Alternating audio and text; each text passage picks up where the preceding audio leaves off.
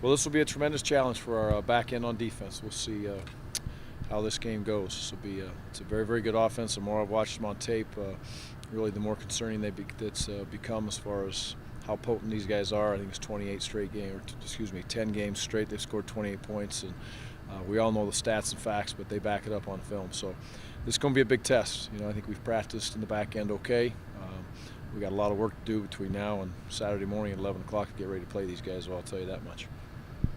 You talked about getting back to the play action. Did you feel like you got away from that a little bit last week? Or? No, I don't think we necessarily got away from it. I think some things that BYU were doing and the pressures and different stuff took us.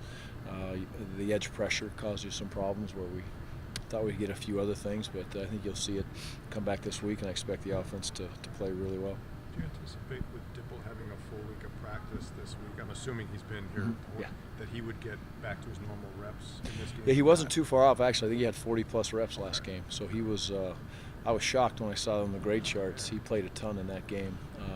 And that's probably about where he's been most of the season.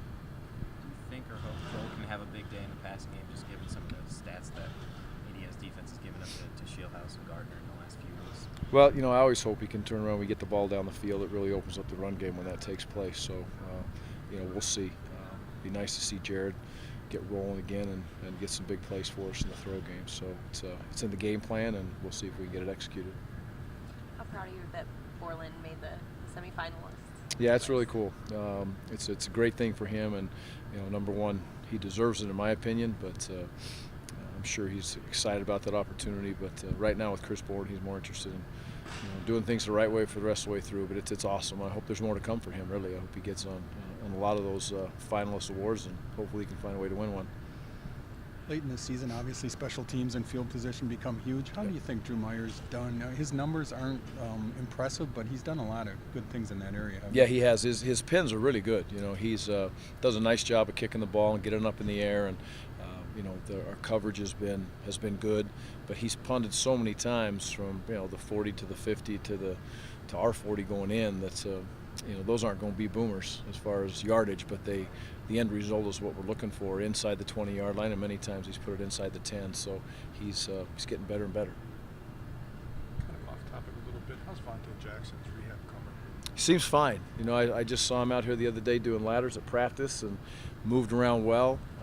He's got a smile on his face. Seems like he's in a good spot, and he's a kid you pull for. We'd love to have him as a player, but as hard as he's worked, and it's been a tough grind. Hopefully we can get out here and in January be ready to go. So in January for winter conditioning, and what would you take it easy on him in the spring, or how? Yeah, he's going to be what? He's 6-7 months out probably by then, or wherever he's going to be. But to be a full boat, no, he won't go. We're not going to give him the ball 30 times on a scrimmage in spring, but knowing him, he's going to want to hop out there and be ready to go. And I off the top of my head, I can't think the exact time frame for him, but we'll go slow and easy and have to put the brakes on him because he wants to get out there fast. You seem to make it a priority from your first day to get these seniors on board. What do you think were the factors that made that happen and it's gone so well? Them is number one. They're being them listening to the plan, and these are smart kids. You can't just say something to them and they're going to say, okay, I believe you. Then you got to back it up with your actions as we move forward. I think we did that as a staff. We did that as kids on the football team. Giving them ownership is important to me, and again, that comes over time. And then they're a great group of kids who want to bond together and fight. And I think you show them what you're all about, and put your money where your mouth is, if you will. And they bought into us, and we bought into them from day one. And it's a great crew now. The days are narrowing, so starting to miss them already, but we still got them.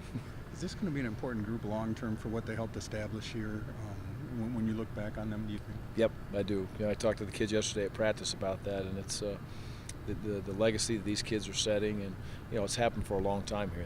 I want all those kids that have played here to come back and be involved, but obviously it is our first year here, and I want this group of seniors to be able to walk back in here and 5 years, 10 years, 2 years, and feel very good about the direction of the program, and that's the youth's responsibility right now. So they've got to remember that in everything they do every day. With just a few games left, are you noticing the seniors are getting a little nostalgic? Are you seeing any of that yet? Not quite yet. I think it'll start to hit them next week, but there's a few, how many practices we got left. I'm probably the worst at that. I remind them all year long about what they're doing and where they're going. But they're very aware that they jog out of that tunnel. They've got 6 more hours in Camp Randall no matter what happens, and they understand that for sure. Did you get Connor O'Neill back this week to help out with the infield? Yeah, he looked pretty good today.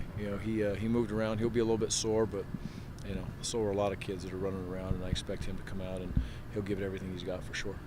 Talked about Dallas being unlikely to play. Yeah. Is that still the case? Yeah. Dallas hasn't done anything in practice, so he won't be ready to go. So Dan will be in there, and we're in a good spot. Dan's played well. If something happened to Dad in the game, do you shift Roy? Potentially, yeah. That's probably what would happen. Is Ryan would go over there and move on from there.